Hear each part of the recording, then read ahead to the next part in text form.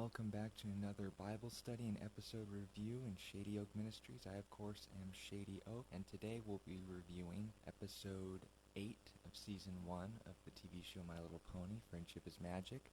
If you can turn with me in your Bibles to Colossians chapter 3, verses 12 through 13. In this episode, I think they set a really clear foundation on what character traits someone has to have as a person that makes them a real friend. And since the TV show itself amplifies friendship, we'll be emphasizing on the concept of love as described, and I'll be repeating this point throughout the study, not eros, referring to attraction and relationships pertaining to marriage, but specifically involving friendships. Leading all this into the episode, I really want to emphasize this, the key verse as to what this contract, so to speak, of character traits are going to be necessary in any relationship, whether it's between a husband and a wife, whether it's between just friends, or in your everyday interaction with other people. Colossians 3, 12 through 13. I'll be reading out of the New King James. It says, "Therefore, as the elect of God, holy and beloved, put on tender mercies, kindness, humility, meekness, longsuffering, bearing with one another, and forgiving one another. If anyone has a complaint against another, even as Christ forgave you, so you also must do." So, emphasizing on this as being the main themes of character traits that are just a living example of what a Christian life should look like, not only in what we do to one another, but how we do things. In not treating someone cruelly, but having a kind heart towards them is the emphasis that Paul is making here in the letter to Colossian Laodicea. But let me repeat those points and just help explain why these things are so valuable in a friendship before I actually get into the episode review and how these things went into play. One was mercy, tender mercy. There's a good way of comparing these two and saying the opposite of mercy is justice. I think that makes sense. If someone's going to get what they deserve, that is what's called justice in the culture, but if someone is shown mercy, they, by definition, do not get what they deserve, or at least what you feel they deserve. And in any relationship, I think that can be applied. There's a lot of times we feel, or they rightly deserve, to not be treated well, but because you care for someone, you're willing to let go of something that even deserves noting. Tender mercies. Number 2, and note I want to emphasize these numbers as they'll be noted to later. Number 2 is kindness. Tender mercies and kindness. Seeking another's benefit as its own reward. Not expecting anything in return, but just out of the nature of your heart treating someone well. And it goes again into mercy, and we talked about this in the topical study on kindness a few months back. But I think it really doesn't need much more explaining other than the fact that kindness needs to be a motivation of a person. You need to be motivated by kindness, basically. If you want to be considered a friendly person, one must be found friendly. If you want to have friends, be friendly. Does that make sense? Number 3, humility. And we've talked about this in a past study somewhat concerning the great and powerful Trixie. Humility is being willing to admit your way isn't always the best way. Now note, there may be certain situations where you have to stand by your own guns and say, no, this is the right decision, but humility in this sense of how we interact with people and where it goes into play in our friendships and our everyday lives, humility is recognizing I'm not always right. I'm willing to take the back seat in this note and say, well, you may have a point in this.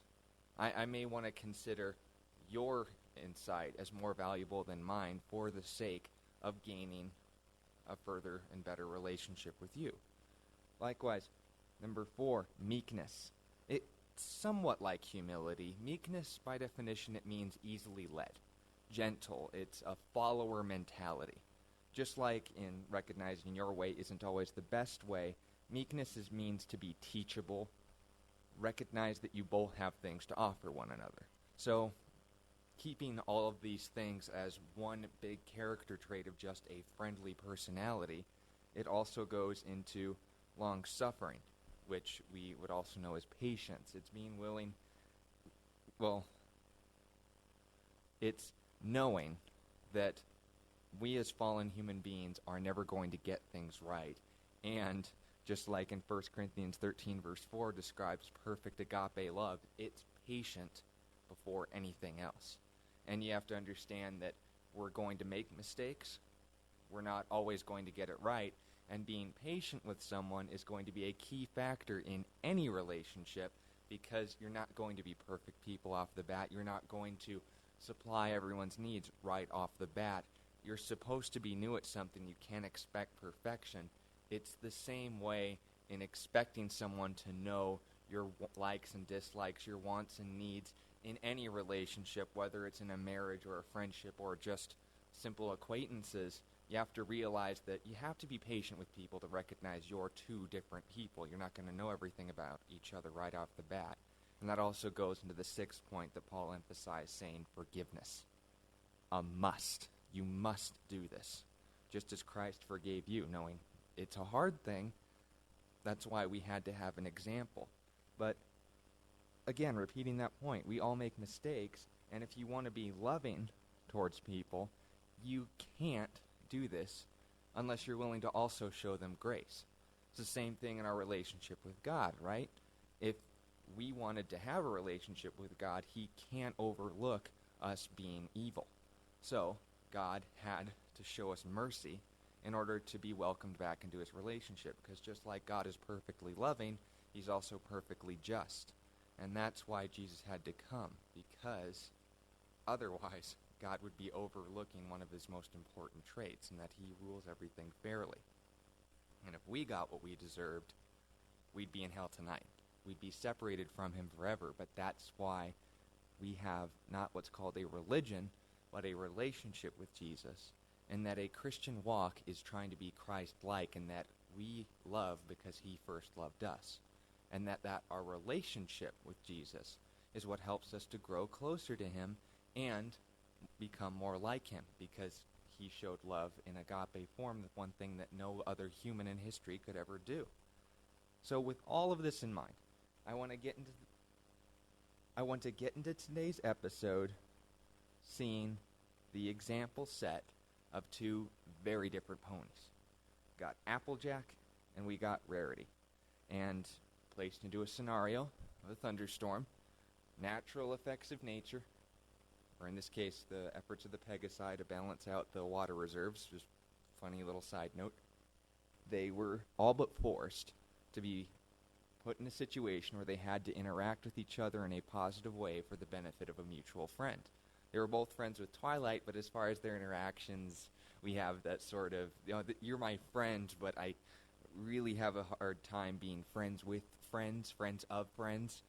And just like those relationships always have a form of tension with them, I have to point out that those are always the best opportunities to grow, because we, as human beings, learn more from pain than from pleasure. And note, this applies to people just as much as to ponies. You can take this home to the bank too. In the book of Hebrews, chapter 12, and verse 11, we actually don't know who exactly wrote to the Hebrews, and it was probably anonymity was important. But a lot of people would agree it was Paul. The writer of Hebrews, we can just leave it at that, said, "Now no chastening or discipline seems to be joyful for the present, but painful. Nevertheless, afterward it yields the peaceable fruit of righteousness to those who have been trained by it." Now, keeping that in mind, we remember all as kids, if you had parents, there was likely times where we had to be disciplined when we did something wrong. It wasn't necessarily because they were always angry at us. Note, I won't acknowledge that every parent is perfect, but motivated by love. The difference between abuse and discipline is that discipline is actively putting a child through harm because they love you and they want to see you learn this lesson in the most effective way possible. Granted, there are ways we can learn by reward, but it isn't the most effective and immediate way. I was a horrible kid in grade school, okay? I remember looking at baby videos myself when I was like 4 years old with my parents, and I remember my dad smiled one time when my mother asked him, yeah, only 4 timeouts. It was a very good day. And I'm looking at myself like saying, man, I've come a long ways. It's the same thing here in recognizing there was no other way for me to learn except through pain, because if I was just praised, it could be either misinterpreted, if I was rewarded for the good things I do, which was never, or if I was rewarded in positive ways for the bad things that I do, I wanted to do them more because I'd get positive things out of it.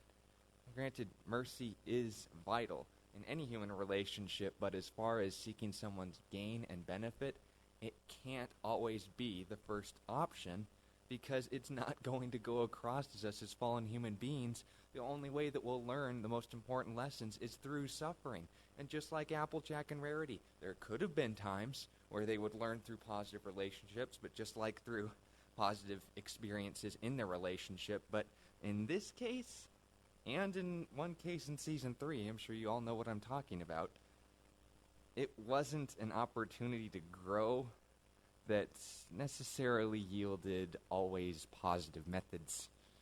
They had to learn through tension, they had to learn through pain, they had to learn through conflict, but when they learned these lessons, they never forgot them.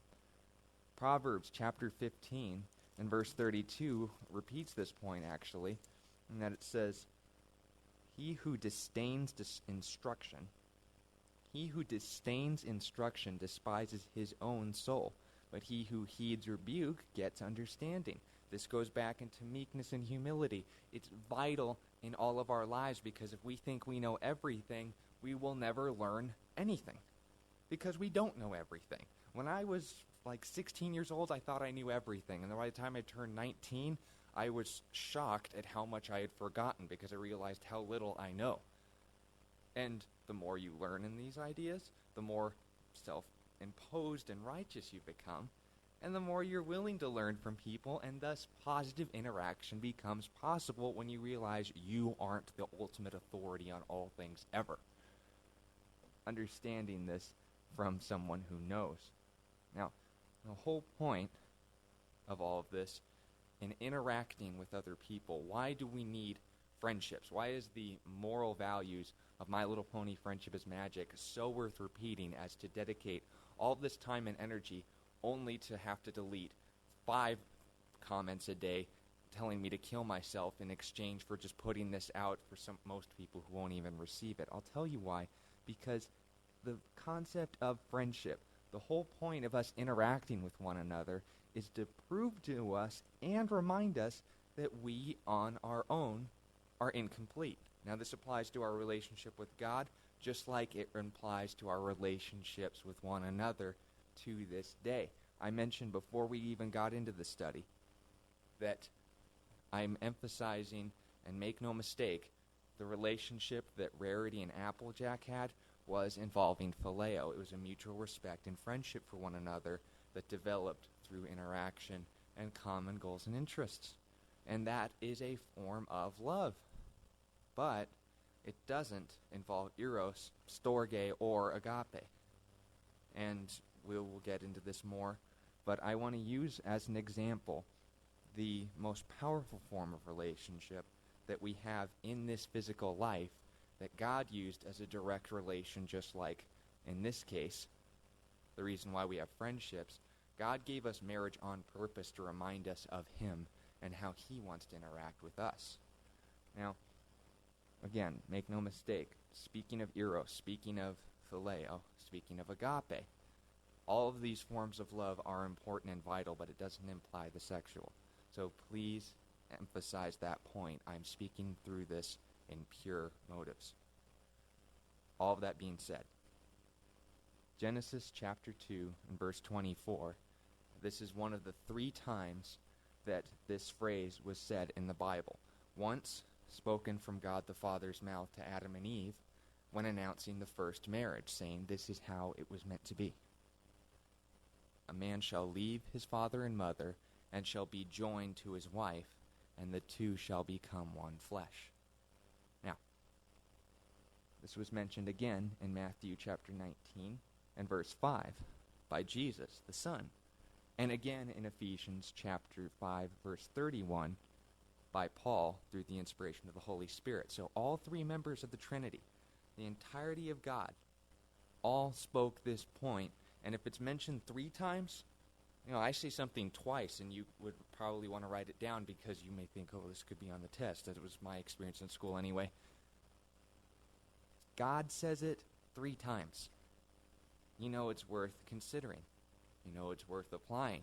It's important because a man shall leave his father and mother and be joined to his wife. Man, wife. When these 2 figures come together, they become one flesh. That means just like a puzzle piece, they were meant and fitted to be joined together, not only in body, but in soul and spirit. 2 examples of this that we got in the show, Shining Armor and Cadence. You'd recognize that their personalities. Shining Armor, classic guy. He was a provider. He wanted to make the best of the wedding, but only was limited to his abilities. He put forth all of his magical talent when it was required of him to protect Canterlot at the end of season 2. Sorry, spoiler alert for those of you who haven't seen it. And just as likewise, he was a protector. He valued the lives of those he loved, and including those that he didn't even know, because at his nature, he was just built that way. The captain of the royal guard, shining armor in of itself implies protection. Likewise, he's a strengthener. He was one that was definitely called, that by his example wanted to call others to stand up strong with them, even if it wasn't always in words. And I think they set a fine example of the classic male form that God intended us to be. Now note, not 2 people are the same, and not everyone is going to get their lives in the way that God's called them to completely right. But Shining Armor's example, in that he strengthened others, he protected others, and he was meant by God to be a provider. Cadence was in many ways almost an opposite, and yet a completion, because where Shining Armor was a strengthener, Cadence was a comforter. Did you guys notice that? The real Cadence, anyway. When Shining Armor was called to set an example, Cadence was the one that came alongside him, as far as with the Crystal Empire, to recognize, and especially being a full sitter to Twilight even, she by her nature wanted to encourage her, even through words and through example, just like Shining Armor, but in the form of setting peace, not like laying down, settling down, not strengthening up. And where Shining Armor could, on his own, get out of control and call himself to directly charge a Dark Lord Unicorn, injuring himself, Cadence's completion in that was settling him down and knowing his limits and knowing, okay, I know where my limits are. Likewise, a committer, where Shining Armor protected the city, it was Cadence, even if it was through a false face at first.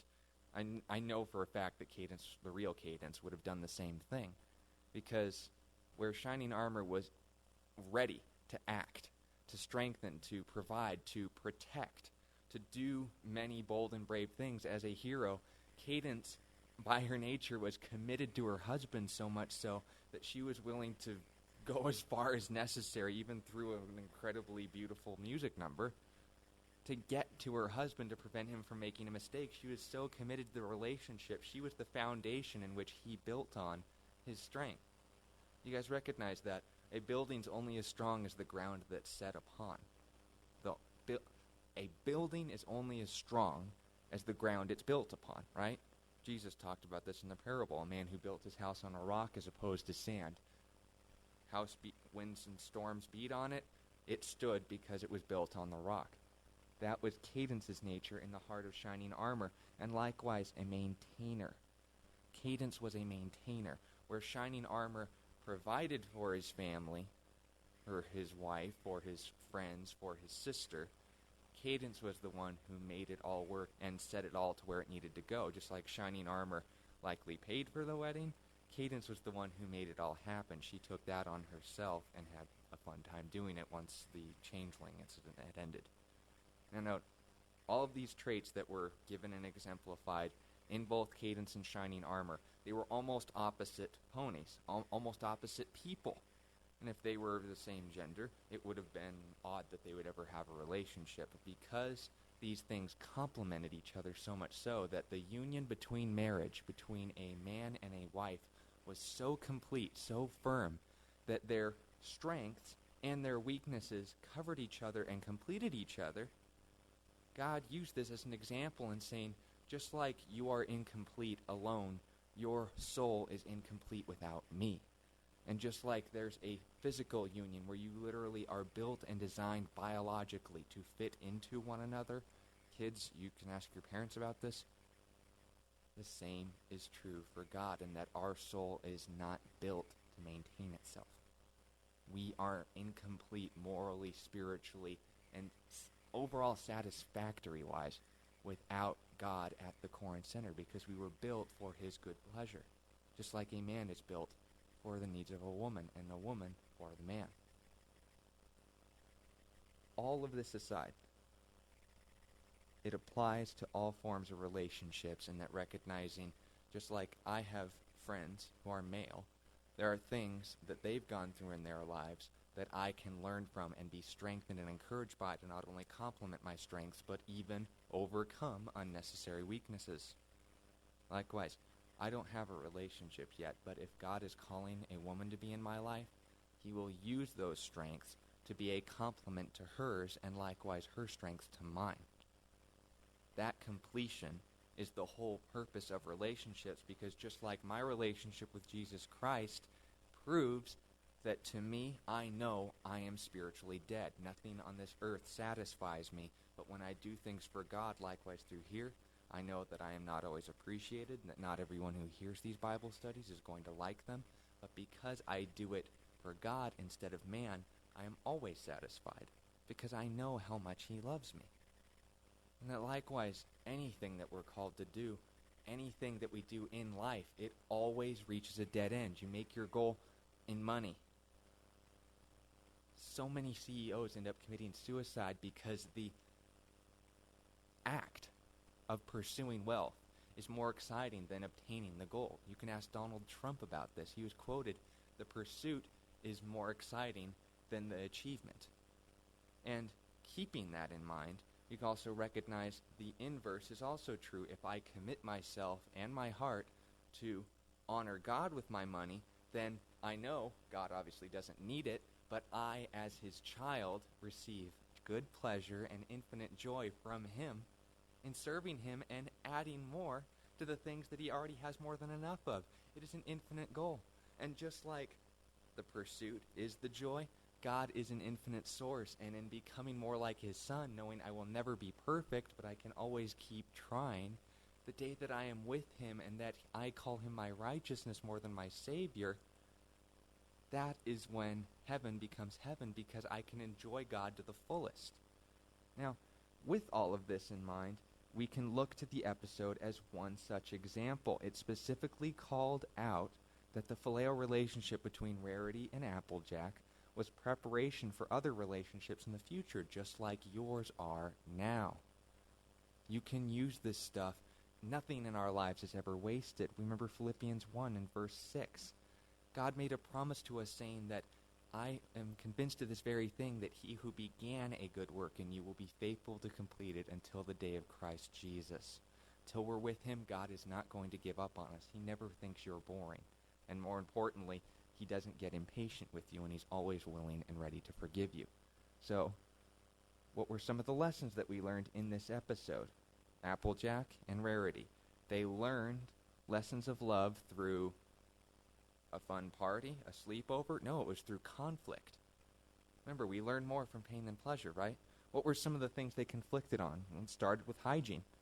A moment before they even walked in the door, they automatically conflicted with one another in saying, wash off your hooves before you track mud inside. Applejack, she had the opportunity to express a lot of these things. Numbers 3, 4, and 5 would be humility, meekness, and longsuffering. She recognized, okay, well, for Twilight's sake at least, maybe it'd be better if I didn't get the mud inside. I mean, I don't really see the necessity. I mean, it'd just dry off and it wouldn't really stain the carpet anyway. It's kind of unnecessary use of time, but I'll be easily led in this. I'll be meek and recognize that you have a point. And she was definitely patient with her because you could tell she was grumbling outside the door. If I have to just put up with one more time with this pony, I can't be held responsible for the things I'm going to do. But she went out and did it anyway, and it was commendable. No, it wasn't the full completion of all the character traits and positive interaction. There was definitely very little mercy in the grumbling, very little kindness, and she didn't really forgive her for it either. She just kind of had that sneer the whole time that they were together that night. But she got an opportunity to practice. And as the saying goes, practice makes perfect, right? It's the opportunity to grow. Applejack learned a lot from that, even if she was reluctant. Likewise, manners, when they were making s'mores together, when they were playing truth or dare, when they were doing any of the things that you saw them interacting with each other, you could recognize Applejack and Rarity were basically shooting daggers at one another, or pillows in this case, and they weren't enjoying the process. But AJ got to practice a lot of mercy, meaning that she could have done a lot more than what she was actually called to do at first. She didn't even go through on most of the things in truth or dare. But likewise, she got to be humble, she got to be meek, she got to be patient, and even at the end of the episode with the priorities, they learned all but the second. Now note that Rarity, Applejack, they both got to learn something. At the end of the episode, when the tree came crashing through the room, Applejack recognized, okay, I was wrong. Humble, meek, easily led in recognizing there's a better way to approach this. She said, I am wrong. She was willing to be not only merciful in the situation when she wasn't being helpful, but saying, consarn it, patience. Take a breath. Yes, filthiness can be a side effect of hard work, but we need to focus on the thing that actually matters. And then Rarity got to practice meekness, and she gave her approach in saying, Applejack, maybe you're right. Maybe we need to deal with the branch and not just the books that got scattered all along the way.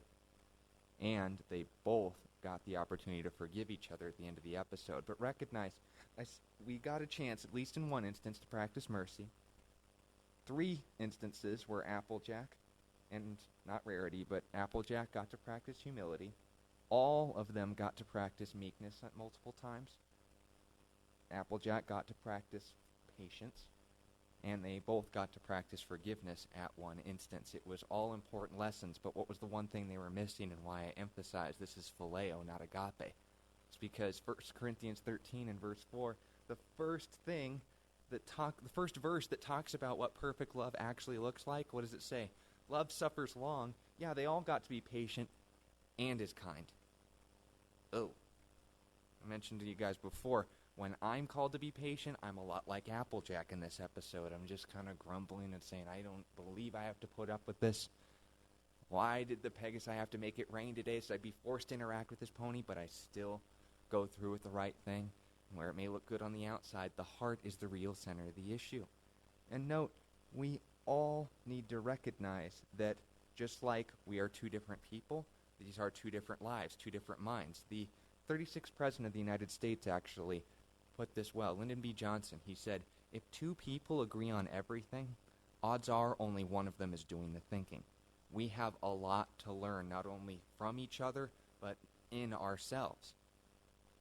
You guys can take this all home to the bank too, in recognizing you're not perfect, and as long as you're in this flesh and in this life, you will never be, but that is a goal worth pursuing. Just because you know it cannot be fully attained, it all matters on who you set your example of. Well, who do I admire? Who do I follow? The whole purpose of making these Bible studies is to emphasize everything in the show. Recognize it's based off of the life of one man, and his name was Jesus Christ. He completed the relationship. He is patient with you to this day, even when you reject him and saying, I don't condemn you. I still love you. I still call for you. Even hearing this, it is an opportunity of mercy and kindness on God's part to give you a chance to come back to him. And if you want so, all you need to do is ask. And I thank you guys for your time listening to this study. And if you have any questions or would like to know how to establish this relationship and get a chance to grow off of a real figure of someone who knows what agape love is, feel free to leave it in the comments below. Thank you for your time, and God bless you.